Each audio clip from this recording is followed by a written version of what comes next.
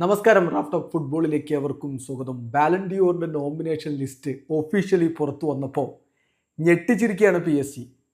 സർവം P S G മയമാണ്. P S G പിടിമുറുക്കിയിരിക്കുകയാണ്. കാരണം 30 അംഗ നോമിനേഷൻ ലിസ്റ്റിൽ 9 പേര് പി എസ് ജിയിൽ നിന്ന്, ഏതാണ്ട് 1/3 പി എസ് ജി താരങ്ങളാണ് ലിസ്റ്റിലുള്ളത്. പിന്നെ കോപ്പ ട്രോഫിക്കുള്ള ലിസ്റ്റിലാണെങ്കിൽ 2 താരങ്ങളുണ്ട്. യാഷിൻ ട്രോഫിക്കുള്ള ലിസ്റ്റിൽ ഒരാളുണ്ട്. യോഹാൻ ക്രൈഫ് ട്രോഫിക്കുള്ള ലിസ്റ്റിൽ ഒരാളുണ്ട്. മികച്ച ക്ലബിനുള്ള പുരസ്കാരം അതിൻ്റെ നോമിനേഷൻ ലിസ്റ്റിലും പി എസ് ജി ഉണ്ട്. എങ്ങും എവിടെയും പി എസ് ജി.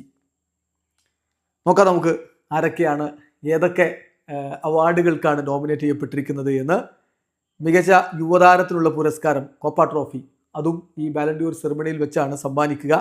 അതിന് 2 പി എസ് ജി താരങ്ങൾ ഇടം പിടിച്ചിട്ടുണ്ട്.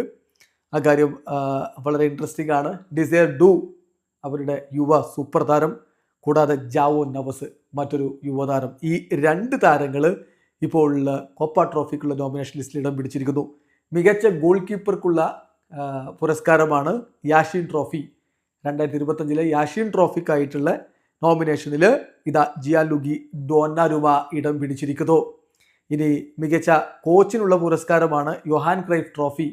ആ ട്രോഫിക്കുള്ള നോമിനേഷൻ ലിസ്റ്റിലാവട്ടെ ലൂയിസ് എൻറിക്കെ ഇടം പിടിച്ചിരിക്കുന്നു. മികച്ച ക്ലബിനുള്ള പുരസ്കാരം, അതിനും best men's club of the year ട്രോഫിക്കുള്ള ആ ഒരു നോമിനേഷൻ ലിസ്റ്റിലും പി എസ് ജി ഇടം പിടിച്ചിട്ടുണ്ട്. കഴിഞ്ഞില്ല. ഇനി ബാലൻ ഡിയോറിന് നോമിനേഷൻ 9 പേരാണ് പുരുഷ വിഭാഗത്തിലുള്ള ബാലൻ ഡിയോറിന് പി എസ് ജിയിൽ നിന്ന് നോമിനേറ്റ് ചെയ്യപ്പെട്ടിരിക്കുന്നത്.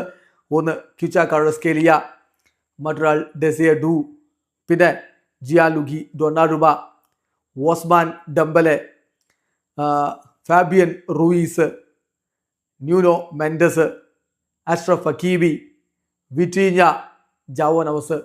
ഈ താരങ്ങളൊക്കെ ഇതാ ബാലൻ ഡിയോറിനും നോമിനേറ്റ് ചെയ്യപ്പെട്ടിരിക്കുന്നു. ചുരുക്കത്തിൽ മുഴുവൻ പി എസ് ജി വയമാണ് ഇവിടെ നമ്മൾ കാണുന്നത്.